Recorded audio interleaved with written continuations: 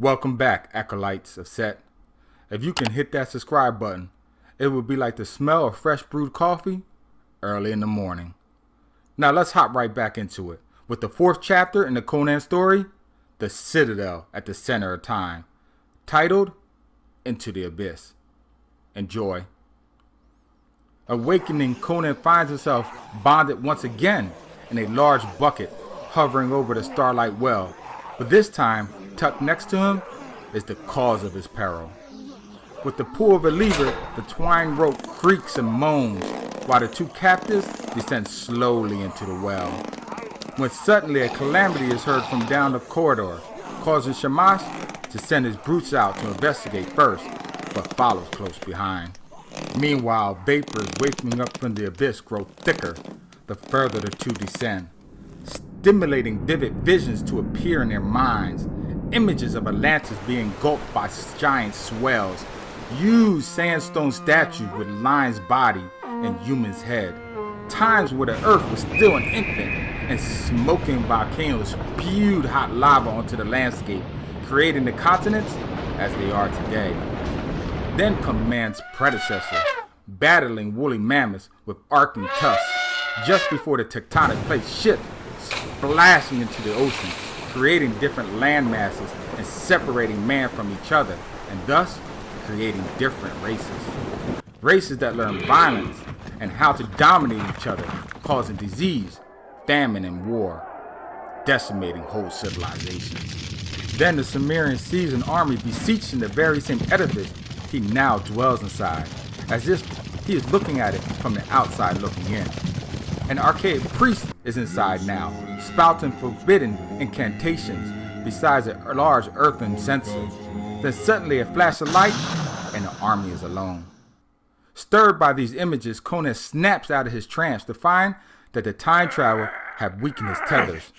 With a Herculean effort, he snaps the cordage of his bondage, unties the girl, and sends the rope to the rim of the well.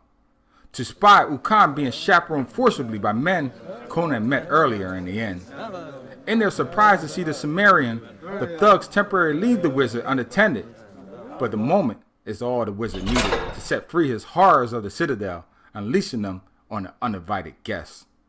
With lightning-fast reflexes, Conan quickly assaults one of the thieves, procuring a sword from his now dead body, leaving the rest to run off into the maze known as the Citadel, where savage races greet them with crude but effective weaponry, and a now extinct Ursine, a prehistoric man, and a pterodactyl feast on their hard flesh. Back in the chamber housing the well, Conan and Shamash trade harsh words and empty threats before parting ways, when suddenly the walls start to shake and the ceilings crumble. In his desperation to flee his invaders, Ukan set all his exhibits free, including his greatest and most powerful one of them all. In its attempt to escape, the bipedal lizard shakes the foundation of the mighty edifice, creating terror on the streets of Akbatana, devouring anyone in its path.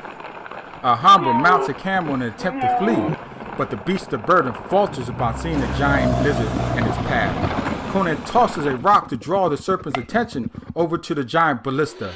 With a great effort, they work in unison to aim the bolt at the giant reptile, and at the last moment, Conan hacks through the tripcord, skewering the lizard through the mouth. The giant serpent's feet stumble, and it thrashes its tail, destroying all nearby structures, until with one last shudder, it falls still amongst the rubble.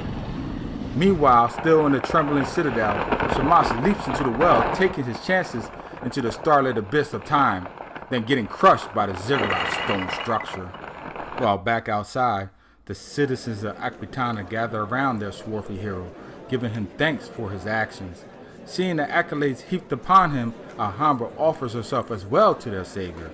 But Conan, instead, announces to the citizens that it is Alhambra who has offered their friends and loved ones to the wizard, sacrificing their lives to gain favor from him for her master.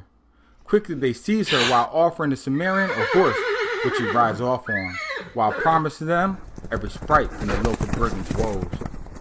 Well, there you have it, another great Conan story, written down for the Chronicles. Please like, subscribe, and share this video. And as always, until next time, keep reading.